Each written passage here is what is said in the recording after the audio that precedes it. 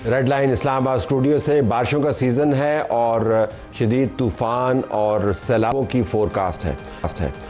पाकिस्तान के अंदर इससे पहले मौसमी हालात की ख़राबी की वजह से बहुत नुकसान हुआ है, जानी नुकसान भी होता रहता है, फसलों का नुकसान भी होता है, शहरों के अंदर सैलाब आते हैं तो उससे और मसाइल बढ़ते हैं। तो इस दौरान हम सब ने क्या करना है, कहाँ कहाँ पर कितनी बारिश हो रही है, आज के प्रोग्राम में हम आपके सामने एक्यूरेट वेदर फोरकास्ट लेके आएंगे कि अगले 7-8 दिन में किस जगह पर क्या मसला हो सकता है। हम आपको न्यूयॉर्क भी लेके जाएंगे इसी प्रोग्राम के अंदर। वहाँ पर एक बड़ा ज़बरदस्त किरदार है ज़ोहरा ममदानी, जिसने डेमोक्रेट्स की नॉमिनेशन ले ली है। बहुत बड़े बड़े बुर्ज उल्टाकर वो आया है, जवासाल शख्स है।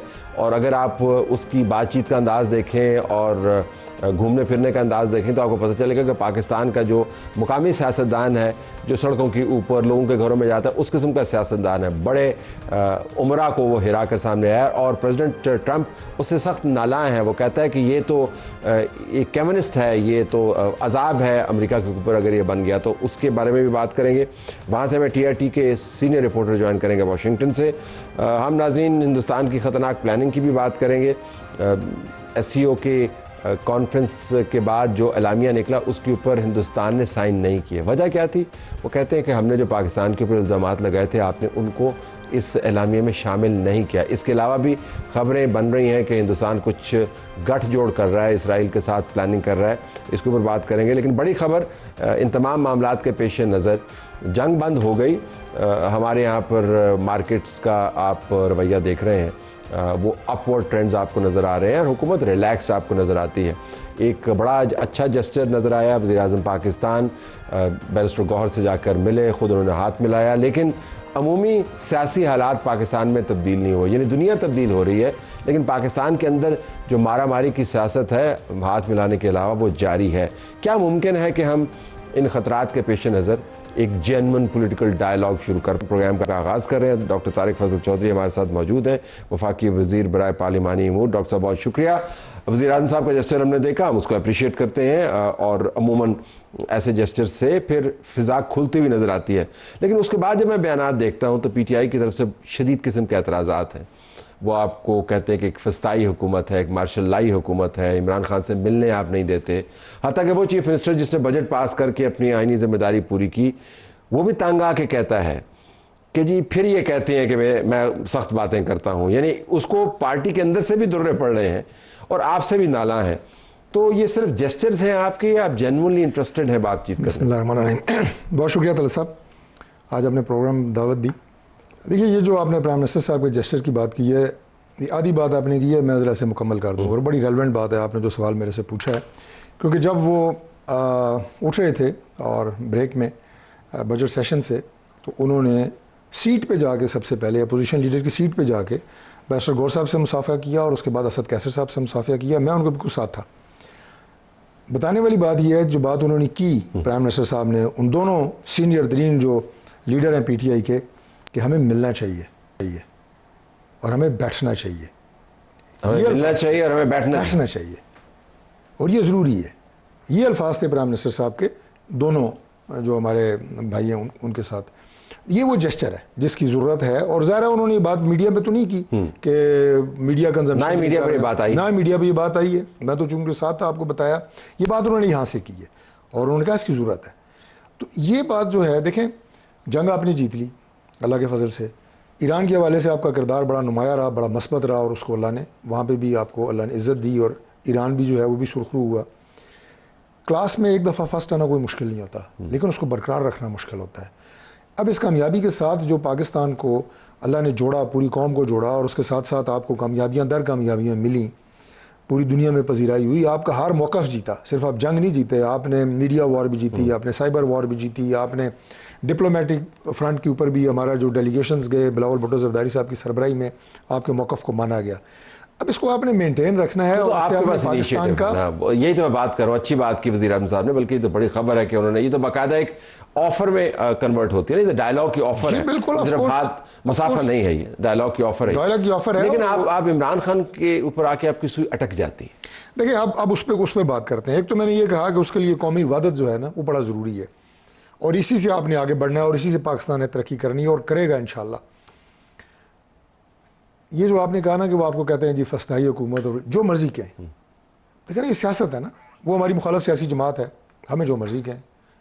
यही हम शुरू से कह रहे हैं कि सियासत सियासी मैदान में रह के करो, जितनी मर्जी करो, लेकिन आप जब इस बुग़्ज़ में हद से ज़्यादा बढ़ जाते हैं तो फिर नुकसान जो है वो रियासत का, इदारों का होना शुरू हो जाता है। वो हद से कौम उससे ज़्यादा मुतासिर वो कैसे हद से बढ़ रहे हैं? वो तो दीवार से लगे हुए, मैं उनकी बात कर रहा हूँ। देखिए मैं आपको बताता हूँ, वो हद से इतना बढ़ जाते हैं कि मैं ये बात भी अक्सर करता हूँ कि पाकिस्तान तहरीक इंसाफ को पता ही नहीं है कि वो गलत कहाँ पे हुए हैं। गलत वो इस तरह हुए हैं कि अगर वो हमारे साथ मुकदमा रखते अपना सियासी और लड़ते रहते तो ठीक है, ये तो होता है सियासत में। उन्होंने लड़ना शुरू कर दिया रियासत के ख़िलाफ़, रियासती इदारों के ख़िलाफ़, उनके सरबराहों के ऊपर जो है वो इल्ज़ामात की भरमार, फिर सोशल मीडिया के ऊपर कैंपेन्स, वो सारा जो मटीरियल वो है, मैं उस पर तो ना टाइम है इतना, ना ज़रूरत है कि बात करूँ। वो जो है वो इंतहाई मैं समझता हूँ कि सीधा उससे पाकिस्तान को, आपके साथ बात, आपके पास ये ताकत है कि वो अगर आपके साथ बात करें तो आप उस डायलॉग को आगे बढ़ा पाएं? क्या आपके पास ये ताकत है, इस्तात है? देखिए पहली बात तो ये है कि बिल्कुल है, ज़ाहिर है गवर्नमेंट में है, प्राइम मिनिस्टर शहबाज शरीफ साहब जो है वो जो ऑफर कर रहे हैं उसके पीछे लेकिन आपका वज़ीर दिफा ये कहता है कि ये तो एक हाइब्रिड हुकूमत है और इस हाइब्रिड उन्होंने ये बात किस पैराए में की और ये नामुकम्मल किस्म की जमहूरियत है। वो पैराया तो बड़ा वाज़ेह है, अब हम तो पैराए की तलाश करते हैं। चले मैं पैराए के तो पैर होते नहीं है, लेकिन जुमले तो मौजूद है। मैं आपको एक दूसरे एंगल से ये बात बताता हूँ। ये सवाल अगर पाकिस्तान तहरीक इंसाफ करती है या आप करते हैं कि जी आपके पास कितना इख्तियार है या नहीं है, मैं कहता हूँ जो आप समझते हैं या तहरीक इंसाफ समझती है कि जिनके पास इख्तियार है उन्हें भी बिठा लेंगे। मैं तो यहाँ तक कहा था, मैंने कहा था कि चीफ जस्टिस साहब को भी रिक्वेस्ट करेंगे, हाथ जोड़ेंगे कि आप आएँ, तशरीफ लाएं, हम उनके पास चले जाएंगे। बात तो नहीं कर रहे। ना व्हाट आई एम सेइंग कि तमाम स्टेक होल्डर्स जो इस मुल्क के अंदर जो खराबियां मौजूद हैं, सिस्टम के अंदर खराबियां मौजूद हैं, इस यूनिटी को कायम करने के लिए तमाम स्टेक होल्डर्स हैं, बिल्कुल बैठ सकते हैं और बैठना चाहिए। स्टेक होल्डर्स को बुला सकते हैं, टेबल पे बिठा सकते हैं। अगर ये पीटीआई अगर क्या करे तो देखिए सबसे पहली बात तो ये है कि पाकिस्तान तहरीक इंसाफ की जो अभी भी बजट के दौरान भी जो उनकी तकरीरें थी, उनके वो हालात व वाक़यात जो हैं, अब ये जो वो कहते हैं ना जनाब कि हमें जी जेलों में क्यों डाला हुआ है, मैं ज़रा इसको इनडायरेक्टली ज़रा उसकी तरफ जवाब देता हूँ। ठीक है, वो लंबी फहरिस्त है ना, एक नवाज शरीफ से लेकर शहबाज शरीफ और मैडम मरीम नवाज से लेकर हमारे वज़रा सारे कितने रहे आपको पता है। मियाँ नवाज शरीफ साहब ने सिर्फ एहतसाब कोर्ट की 160 पेशियाँ भुगती हैं। राना सनाउल्लाह पे हीरोइन के और चर्च के पर्चे हुए, इमरान खान पे तो नहीं हुए। पीटीआई किसी बंदे पे तो हमने नहीं दिए चर्च हीरोइन के पर्चे।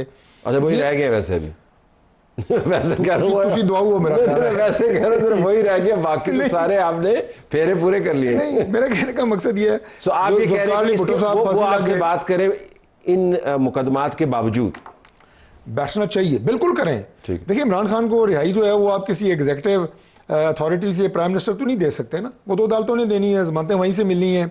बात यह है कि आप मिनिमम जो पॉइंट्स होते हैं, मिनिमम एजेंडा वो तय कर लें।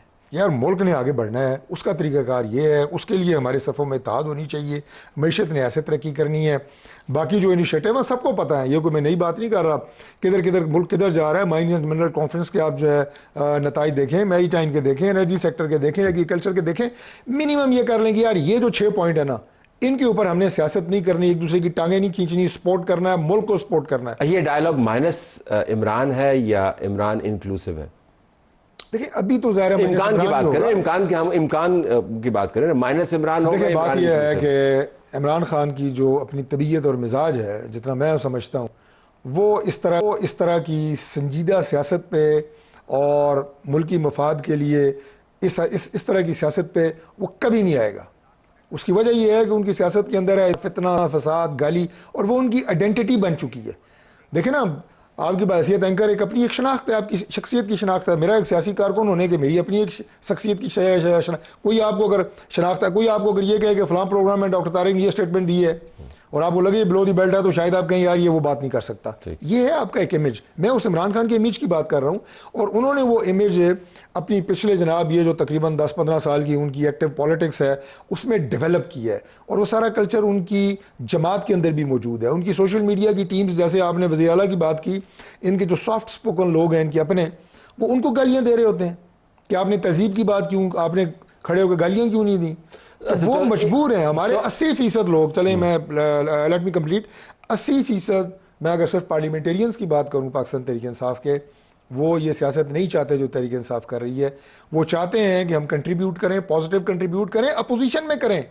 हमने अपोजिशन की भी कुछ तजावीज़ मानी है बजट में हमने। लेकिन इमरान खान की जो शख्सियत और उनका अंदाज है वो आड़े आता है। बिल्कुल क्विकली आखिर में, आपने इतने सीजन्स देखे हैं, वज़ीर आज़म का जेस्चर अपनी जगह पर, उनकी अल्फाज जो आपने दोहराए वो अपनी जगह पर, अच्छी उम्मीदें अपनी जगह पर, आपकी गट फीलिंग क्या है कि आपकी ऑफ़र या इस किस्म के अंदाज जो हैं उसके ऊपर कोई PTI की तरफ से रिस्पॉन्स आएगा, ये मामला आगे बढ़ सकता है नहीं? गट फीलिंग बता दीजिए। उम्मीद तो आपने बता दी। अनफॉर्चुनेटली मुश्किल है फिलहाल, जो उनकी सोच है, जो उनका सियासत है। और सबसे बड़ी बात यह है कि ये जो 80% लोग चाहते हैं पॉजिटिवली कंट्रीब्यूट करना, ये दबे हुए हैं प्रेशर में, इमरान खान के प्रेशर में और अपनी सोशल मीडिया के जो इनकी टीमें हैं उनके प्रेशर में। लेकिन अपॉर्चुनिटी है, 100% है। जब प्राइम मिनिस्टर आपके टेबल पे आके कह रहा है कि हमें बैठना चाहिए, ज़रूरी है, बात करनी चाहिए, तो आपको फिर अंदाज़ा हो जाना चाहिए कि वो ये स्टेटमेंट टीवी पे नहीं दे रहे थे, 1-on-1 दे रहे थे। वहाँ पे कोई कैमरा नहीं था। आपका बहुत शुक्रिया, आपने हमें ज्वाइन किया। नाज़रीन, मौका मौजूद है, अगर उससे कोई फ़ायदा उठाना चाहे। डॉक्टर तारिक फजल चौधरी की आपने बात की और वज़ीर आज़म के अल्फाज जो कैमरे ने फिल्म बनाते हुए नहीं कैप्चर किए, वो उन्होंने हमें बताए। अब हमें ज्वाइन कर रहे हैं एजाज़ चौधरी साहब, साबिक सेक्रेटरी खारजा, और कामरान यूसुफ साहब, सहाफ़ी तज्ज़ियाकार। इस सियासी मंजरनामे के पस मंज़र में हम उनसे बात कर रहे हैं कि अंदरूनी मामला अपनी जगह पर, लेकिन हिंदुस्तान का ख़तरा अपनी जगह पर मौजूद है। एजाज़, कामरान साहब, बहुत शुक्रिया आपका। हम आपसे जानना चाहेंगे एजाज़ साहब, आपको क्या हैरानी हुई कि हिंदुस्तान ने कैसे SCO के एलामिये के ऊपर दस्तखत नहीं किया, और चूँकि नहीं किया तो ये पैगाम क्या है? Let me start with that. पैगाम तो वही अकड़ है जो अभी तक जा नहीं रही। हालांकि ये तन्हाई पकड़ते जा रहे हैं। इन्होंने पहले जाके दुनिया में जाके बताने की वही पुराना सौदा बेचा कि पाकिस्तान दहशतगर्दी करता है, किसी ने नहीं माना।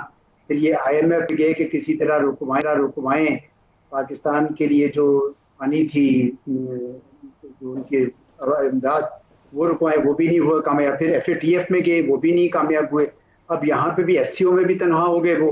तो मैं समझता हूँ कि ये हिंदुस्तान की जो घमंड है उनको चैन नहीं लेने दे रहा, और उनको इस बात का अंदाजा नहीं हो रहा कि उन्होंने, जैसे क्रिकेट की इस्तिलाह में, रॉन्ग फुट पर खेला, गलत कदम पर खेला, क्योंकि वो पाकिस्तान का कोई लेना देना नहीं पहलगाम के साथ। ये बात उनको अभी तक हजम नहीं हो रही। कभी ये भी कहते हैं कि जी हमने 4 बंदे पकड़ लिए, कभी कुछ कभी कुछ। तो इस झूठ के ऊपर झूठ बोलते चले जा रहे हैं और दुनिया में तनहा होते जा रहे हैं। तो ये पाकिस्तान को क्या तनहा करते, ये उल्टा मेरे ख्याल में खुद इनको मुश्किल पेश आ रही है। देखते हैं कब तक ये अपने लिए गड़ा खोदते जाएंगे। ये मैं आपके पास सवाल वापस लेके आऊँगा कि मैं वाक़तन ये हमाकत अजीम है या इसके पीछे भी कोई स्ट्रेटजी है? मैं ज़रा कामरान साहब से बात करना चाहूँगा। एजाज़ साहब ने भी जिक्र किया, कामरान, कि ये दोबारा से पहलगाम वाले मामले को देख रहे हैं, और हम मीडिया के अंदर रहते हुए देख रहे हैं कि ये जो रिपोर्टिंग है पहलगाम के हवाले से हिंदुस्तान के मीडिया के अंदर भी, इसके अंदर आपको स्पाइक नज़र आ रही है। ये दोबारा से पहलगाम आपको रिवाइव होता हुआ नज़र आ रहा है। आपकी रीडिंग क्या है इसकी? देखिए, सबसे पहले तो मुझे लगता है कि भारत को जो पहलगाम वाक़े के बाद और फिर जो 4 रोज़ा जंग के दरमियान और पाकिस्तान का जिस तरीके से अपर हैंड रहा, एक तो वो उनके जख्म भरे नहीं है और बिल्कुल वो इस मौके की तलाश में है कि किसी तरीके से दोबारा एक जो स्कोर है वो सेटल किया जाए, और जो उनके इमेज को धचका लगा है उसको वो रेक्टिफाई करना चाहते हैं। और ये बात बिल्कुल ठीक है कि वो पहलगाम वाला जो इशू है इसको अलाइव रखना चाहते हैं। और आज अगर आप राजनाथ सिंह की, जो उनके डिफेंस मिनिस्टर हैं, उनकी तकरीर SCO में देखें तो उन्होंने 2-3 बातें की हैं, इशारा दिया है। एक तो अगेन वो रीइटरेट कर रहे हैं कि अब भारत की ये पॉलिसी है, ये डॉक्ट्रिन है कि जो उनके बकौल जो दहशतगर्दी के मराकज़ हैं वो उनको भी निशाना बनाएंगे, एंड मोर इम्पोर्टेंटली उसके लिए वो प्रीएम्प्टिव स्ट्राइक्स भी कर सकते हैं। अब ये जो मैसेज है वो क्या देने की कोशिश कर रहे हैं कि उनको अगर महसूस होता है खतरा कि पाकिस्तान से मुबैना तौर पर कोई दहशतगर्दी का हमला प्लान हो रहा है तो वो कर सकते हैं। तो definitely there is a sense कि वो अभी भी जो पहलगाम वाला वाकया है और जो पाकिस्तान की जिस तरीके से जीत थी उसको अभी ओवरकम नहीं कर पाए और किसी मौके की तलाश में है कि पाकिस्तान से जो स्कोर है वो सेटल किया जाए। और that is why I believe कि हमें अलर्ट पे रहने की जरूरत है। आज़ाद साहब, ये जो है अंगूर खट्टे हैं या दांत खट्टे हैं, इस बहस से कता नज़र जो वो कर रहे हैं, जिस किस्म का नैरेटिव वो बिल्ड कर रहे हैं, आपको लगता है कि किसी किस्म का एडवेंचर उनके जहन में है, जो कि ज़ाहिर है मंतकी चॉइस नहीं होगी, लेकिन दुश्मन से मंतक की तवक्को करना भी मेरे ख्याल में गैर मंतकी है। Your take. जी देखिए, ये जो डॉक्ट्रिन है कि हम अब किसी पूछे बगैर अगर कोई वाकया होता है या हमें महसूस होता है कि और उसके ऊपर हम हमला कर देंगे, आप ये महसूस देखें कि चलिए पाकिस्तान तो पहले ही तैयार बैठा है, लेकिन बाकी जो जनूबी एशिया के ममालिक हैं वो क्या सोच रहे होंगे इस बारे में? बल्कि मैं समझता हूँ कि बाकी जो जनूबी एशिया से बाहर भी जो लोग हैं वो यही सोचेंगे ना कि ये बावले हो गए हैं। कभी ऐसा भी हुआ है कि आप किसी मुल्क पर कोई भी वजह हो तो चढ़ दौड़े? ठीक है, दुनिया में इस वक्त आलमी कानून बिखर गया है, मानूं मैं कि कोई निज़ाम भी नहीं है, लेकिन इसका ये मतलब तो नहीं है कि आपको जब भी मौका मिले आप चढ़ दौड़े। तो ये इस वजह से मैं समझता हूँ कि सारे इनसे खौफजदा हो रहे हैं कि इनको पता नहीं शायद चढ़ गया है ये नशा अपनी ताकत का और इनसे संभाले नहीं संभल रहा। अब इसमें ये डेस्परेट भी हो सकते हैं और ये भी हो सकता है कि गुस्से में आके ये कहें कि हमारी तो इतनी ताकत है, इनकी क्या मजाल, ये सुनते नहीं है, तो वो दोबारा हमला करने की कोशिश करें। ये हो सकता है, लेकिन ये भी है कि उनकी जो फौज है वो और जो उनकी एयरफोर्स है वो सब सोच रहे होंगे कि अब हमने करना हुआ दोबारा तो किस तरीके से करें, उनको भी तो जख्म चाटने हैं ना, तो वो भी सोच रहे होंगे। तो यही इसी पर हमने सनोबर इंस्टीट्यूट में एक राउंड टेबल की इसी मौजू पर, ये जानने के लिए कि क्या हो रहा है।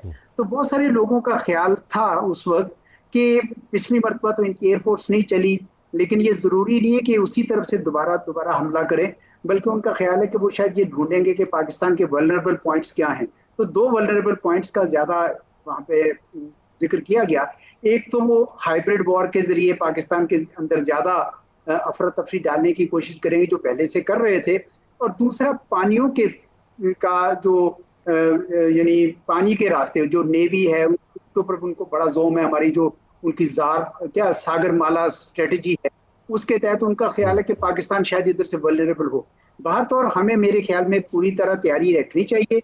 ये अभी जंग उन्होंने खुद भी खत्म नहीं की और वाकई खत्म नहीं हुई है, ना ईरान इसराइल की जंग सही तौर पर खत्म हुई है, ना मेरे ख्याल में पाकिस्तान हिंदुस्तान की खत्म।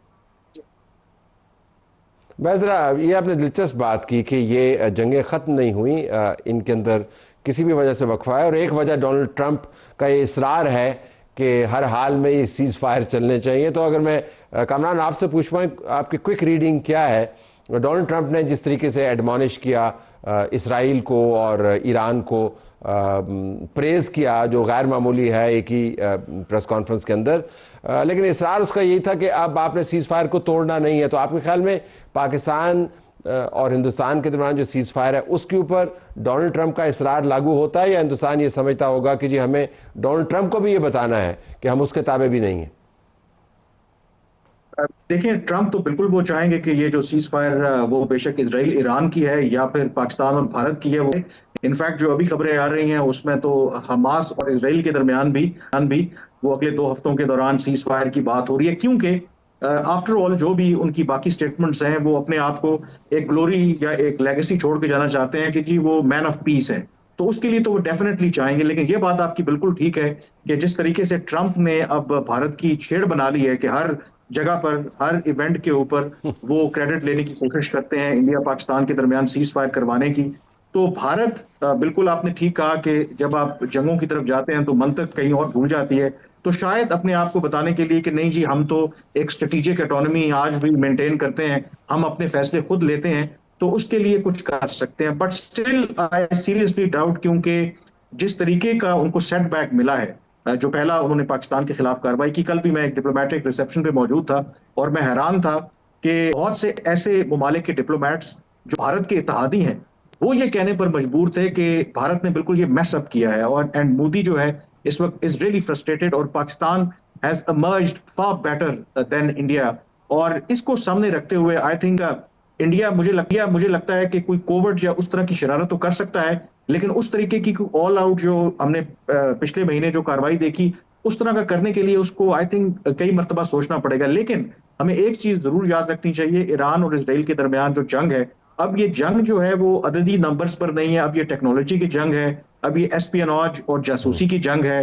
एंड आई एम श्योर कि भारत मेरे ख्याल में वो रेप्लिकेट करने की कोशिश कर सकता है जो ईरान के खिलाफ इसराइल ने किया, यानी कि पहले ही दिन जो कुछ उन्होंने जिस तरीके से नेटवर्क अपना यहाँ पर एस्टेब्लिश किया था ईरान के अंदर, तो उसके लिए आई एम श्योर कि हमारी अथॉरिटीज इस पर काम कर भी रहे होंगे। हमें नजर रखने की जरूरत है। बट यस, ये भारत कर सकता है दो तीन जो नैरेटिव्स हैं उनको चैलेंज करने के लिए कि अमेरिका का कोई किरदार नहीं है और हम अमेरिका को कुछ समझते नहीं है। But still I believe that वो कई दफा इस बारे में सोचेंगे जो पाकिस्तान की इस वक्त जो ताकत है या पाकिस्तान ने जिस तरीके से रिस्पॉन्ड किया है, इतना आसान नहीं होगा उनके लिए। अज़हर साहब, क्विकली 30 सेकेंड्स में अगर आप बता पाएँ, I am sure this is not a fair time frame, लेकिन आपके जहन में कोई ऐसा, आप मंजे हुए ब्यूरोक्रेट हैं, आपने मुश्किल गुत्थियां सुलझाई भी हैं, उनको टैकल भी किया है। काइनेटिक्स के ऊपर तो हम फ़िलहाल नहीं जाते, वो तो जब होगा देखी जाएगी। डिप्लोमेटिकली पाकिस्तान के पास कोई बड़ा इनिशिएटिव लेने की स्पेस है, या हम देखेंगे जो होगा उसको रिस्पॉन्ड करेंगे? मेरे ख्याल में पाकिस्तान को इस वक्त कई किस्म के डिप्लोमेटिक इनिशिएटिव्स लेने का सोच रहे हैं और ले भी रहे हैं। अब एक बड़ी ज़बरदस्त इस वक्त इनिशिएटिव ले रहे हैं ट्रायंगुलर अरेंजमेंट्स की।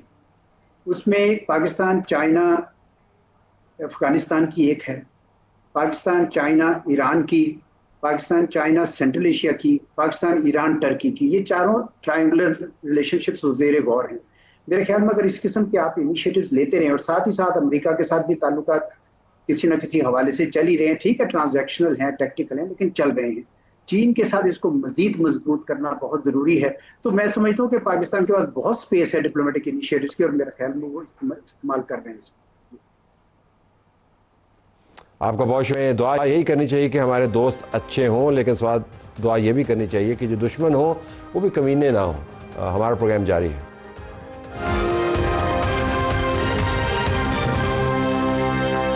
आइए अब आपको हम न्यूयॉर्क लिए चलते हैं, जहां से हमें सादिक एस भट्ट ने ज्वाइन किया है।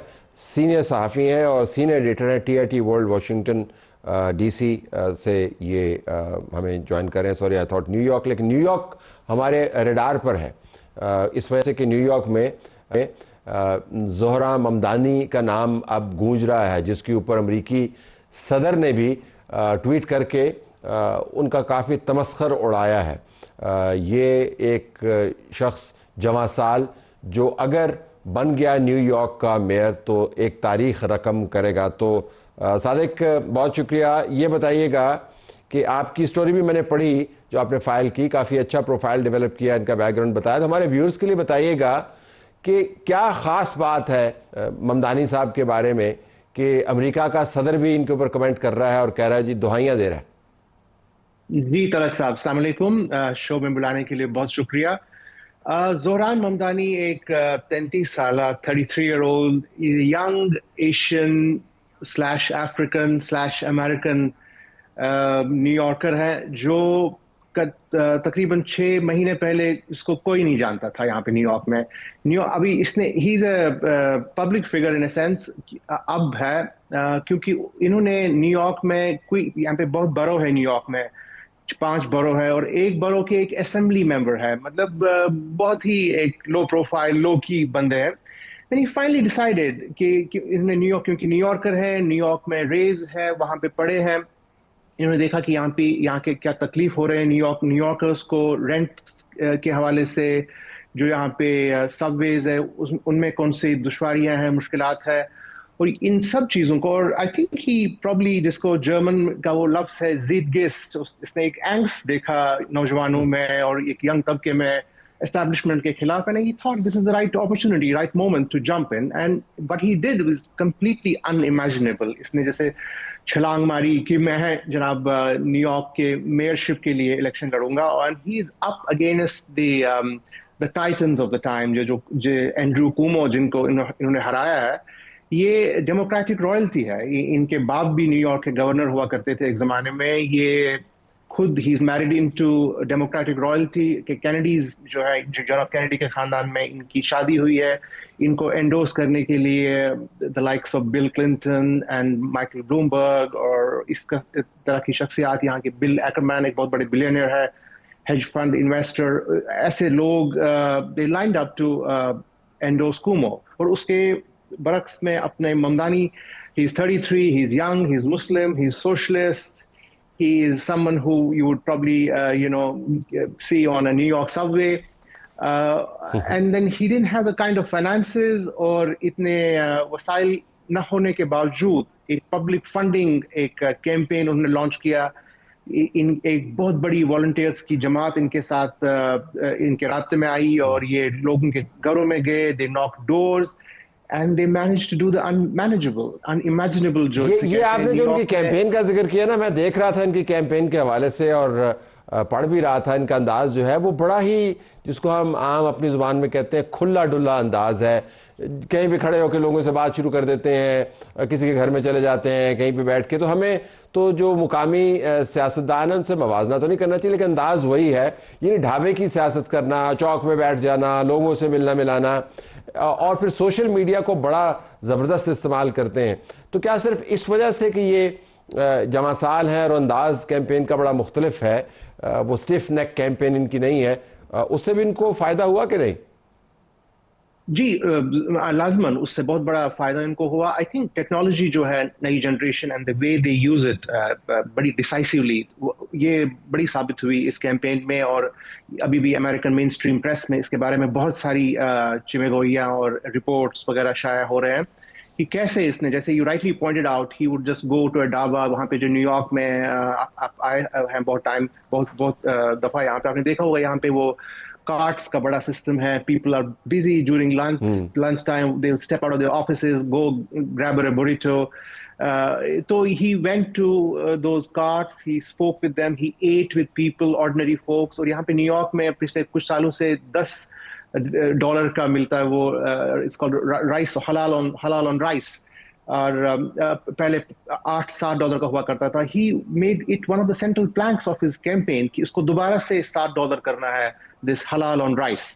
And I think it galvanized people. It was a blend of technology with public messaging and this youthful exuberance, जैसे आपने कहा, एक बड़ी वो laid back, charming kind की personality है, आपके ऊपर अपना हाथ डाल दिया, like, he would like throw his hand around your shoulder and talk to you in a very palsy manner. अच्छा, ये भी कहना बड़ा ज़रूरी है इस वक्त कि इनका पेडिग्री बहुत ज़बरदस्त है। ही इज़ महमूद ममदानी सन। ममदानी साहब कोलंबिया यूनिवर्सिटी में पढ़ाते हैं, बहुत ही मारूफ स्कॉलर है अमेरिका में, बहुत जानने वाले। He written books and he is very highly respected in American political circles और एकेडमिक सर्कल्स में। उसके बावजूद भी इनकी जो तरबियत वगैरह हुई वो बड़ी ग्राउंडेड है। And he is married, recently gotten married to a Syrian artist और क्वींस में रहते हैं। बड़ा वो बॉय नेक्स्ट डोर चार्म है इनका। He hasn't capitalized at all। जो इनका illustrious बैकग्राउंड भी है। His mother is Indian also। Meera Nair वो बड़ी मशहूर फिल्म मेकर है, यही न्यूयॉर्क में है, and with Mahmood Mamdani. But again, diverse background, मतलब ऐसा बैकग्राउंड है जो आपको किसी और कैरियर में तो मददगार साबित हो सकता है, लेकिन इतनी हार्ड एंड पॉलिटिक्स वाली बैटल ग्राउंड के अंदर जो न्यूयॉर्क है, वहाँ पर आपने इतना एक प्रोफाइल बनाया। मैं I can go on asking you questions but the time is short. तो ये बड़ा ज़बरदस्त होगा सादिक। आपने हमें वाशिंगटन से बताया कि एक सादिक जो है वो हमें रिपोर्ट कर रहा है वाशिंगटन से, एक सादिक जो है वो लंदन का मेयर है, और एक ममदानी जो है प्रोबेबली न्यूयॉर्क के अंदर वो मेयर बन सकता है। But let's see how that goes. Thank you very much नाज़रीन, हमारा प्रोग्राम जारी है, स्टे ट्यून्ड। नाज़रीन, बारिशों का सीज़न शुरू हो गया, 7-8 दिन बल्कि शायद 10 दिन पहले ही शुरू हो गया, लेकिन जो प्री मानसून है वो मानसून पर भी हावी होती हुई नज़र आती है। ऐसी बारिशें गैर मामूली हमें नज़र आई, सारे पाकिस्तान में हो रही हैं। हमारे पास जुनेद यामीन मौजूद हैं, CEO हैं वेदर वाले, वो लोग जो मौसम की लम्हा बलम्हा ख़बरें पहुंचाते हैं करोड़ों लोगों तक। जुनेद साहब, बहुत शुक्रिया। मैं आपसे जानना चाहूँगा कि ये जो बारिशें अभी हालिया हुई हैं और जो आपकी पेशीन गोइयाँ हैं आने वाले दिनों में बारिशों के हवाले से, अर्बन फ्लडिंग से हम शुरू करते हैं कि शहरों के अंदर किस किस्म के मसाइल खड़े हो सकते हैं, ये गैर मामूली बारिशें हैं या नहीं? गो हेड। सर बिल्कुल, बारिशें मानसून की नॉर्मली अभी जैसे कि कराची में हम देख रहे हैं हेवी होंगी। फ्राइडे सैटरडे संडे को बारिशें एक्सपेक्टेड है, एक्टिव मानसून स्पेल है, और up to 100 mm, about 100 mm की रेन एक्सपेक्टेड है। ज़्यादा इंटेंसिटी सैटरडे संडे को होगी। 100 mm ये तो बहुत हैवी रेन है, मतलब गैर मामूली तो नहीं है लेकिन बहुत हैवी रेन है ये। जी sir, heavy to very heavy rainfall expected है कराची के रीजन में, लेकिन ये फ्राइडे को, सैटरडे को और संडे को 100 mm होगी, तो स्प्रेड अक्रॉस 3 days। इंटेंसिटी ज़्यादा सैटरडे को और संडे को होगी सर। तो हमें अब इन दिनों में हम ड्रेनेज का क्या करें? वो तो ज़ाहिर है एक प्लानिंग का हिस्सा होता है। हमारे शहर आपके तजर्बे के पेश नज़र कितने इक्विप्ड हैं कि वो इस किस्म के पानी की निकास का जल्दी बंदोबस्त कर पाएँ? सर अभी तो इतना ज़्यादा हमारा इंफ्रास्ट्रक्चर सॉलिड नहीं है। ऑस्ट्रेलिया में मैंने काफ़ी टाइम गुजारा है। कंपेयरिंग टू ऑस्ट्रेलिया, सो हमारा इंफ्रास्ट्रक्चर उस लिहाज से वीक है। लेकिन सर ये ड्रेनेजेस कम्युनिटीज़, घर और जो पब्लिक सेक्टर है, तो वो मिल के अगर साफ़ करें और इसको प्री प्लान करें, प्रोएक्टिव अप्रोच रहें, तो अर्बन फ्लडिंग रिड्यूस हो सकती है। अच्छा, इस ज़रा जो देही इलाके हैं उनकी हालत के बारे में बताइएगा। अमूमन हम अर्बन एरियाज़ पर ज़्यादा फोकस करते हैं। जो मज़ाफ़ात के इलाके हैं ये अक्रॉस पाकिस्तान रेंज हैं, क्या किसी रीजन में ज़्यादा हैं, किसी में कम है? यानी जो रूरल एरियाज़ हैं उनमें कम है, अर्बन एरियाज़ में ज़्यादा हैं, वो ज़रा बैलेंस बताइएगा। जी सर ये अभी इस वक्त रेन की इंटेंसिटी को और एक्यूमुलेशन को मद्देनज़र रख के सिंध का इलाका है किरथार रीजन, तो उसमें नलज में फ्लडिंग हो सकती है डेफिनेटली। और इस तरह की local flash flooding depending on किस पॉकेट में ज़्यादा रेन होती है, तो फ्लैश फ्लडिंग के हमेशा चांसेस रहेंगे। और रिवराइन फ्लडिंग्स भी हो सकती हैं। There is always a risk. इसीलिए कहते हैं कि हमेशा the alert is there of heavy rainfall. तो मौसम की मालूमात और ख़बरों से जुड़े रहें, स्टे इन्फॉर्म्ड। तो you can take precautionary measures. For instance heavy rainfall के टाइम में आप ट्रैवल थोड़ी कम कर दें, अननेसेसरी ट्रैवल अवॉइड कर लें। अगर गाड़ी में ट्रैवल करना है तो वाइपर वगैरह रबर्स चेंज कर लें, गाड़ी के टायर के ट्रेड चेंज कर लें। क्रूज कंट्रोल स्पेशली ना इस्तेमाल करें अगर मोटरवेज पे जा रहे हैं, because that could be very dangerous. आपने फ्लैश फ्लडिंग का जिक्र किया, वहाँ पर तो मसाइल और किस्म के हैं, वहाँ पर तो आपको पानी मौका ही नहीं देता। तो क्या हमें ऐसे एरियाज़ आइडेंटिफाई नहीं करने चाहिए? मसलन खैबर पख्तूनख्वा की मैं बात करना चाहूँगा, जहाँ पे फ्लैश फ्लड्स आते हैं और मौका नहीं देते। ऐसी कोई हमने तदबीर की है कि वहाँ पर लोगों को पहले से बता पाएँ? आपकी नज़र में है हुकूमती लेवल के ऊपर या वैसे प्राइवेटली? हमें ये तो पता है कि काफ़ी सारी जगहों पे सेंसर्स वगैरह लगे, लेकिन हम अब IoT बेस्ड सेंसर्स काफ़ी इलाकों में कोशिश कर रहे हैं कि लगाएं। जो फॉर इंस्टेंस नौशहरा का इलाका है, हम कोशिशों में हैं कि उधर हम river flow, river depth sensors और रिवर वेलोसिटी सेंसर्स टाइप की चीज़ें लगाएं। लोकल कम्युनिटीज़ के लिए सायरन्स भी लगाएं और ये इंफॉर्मेशन इंटीग्रेटेड हो और लोगों को मोबाइल फ़ोन्स के थ्रू भी पहुँचे। So such flood early warning systems weather वाले इस वक्त बहुत तेज़ी से देख रहा है, and that's our next cab off the rank. इंशाल्लाह हम जल्द ही इन इलाकों को टारगेट करेंगे and will work with the government, alongside the government. KPPDMA के साथ हमारी अच्छी बाहमी रिलेशनशिप चल रहा है सर। बहुत शुक्रिया जी। हुकूमती प्राइवेट सेक्टर की जिम्मेदारी भी है और ज़िम्मेदारी हमारी भी है कि मौसम के हालात से जानकारी करते रहें, क्योंकि अब ऑप्शन नहीं रहेगी कि हम जाने या ना जाने। ये वो बारिशें नहीं है कि जिसके अंदर आप रुमानवी गाने सुना करते थे। ये बारिशें बहुत ख़तरनाक भी हो सकती हैं। तो वेदर को एंजॉय यकीनन करें, लेकिन अलर्ट भी रहें। इजाज़त चाहते हैं। अल्लाह हाफ़िज़।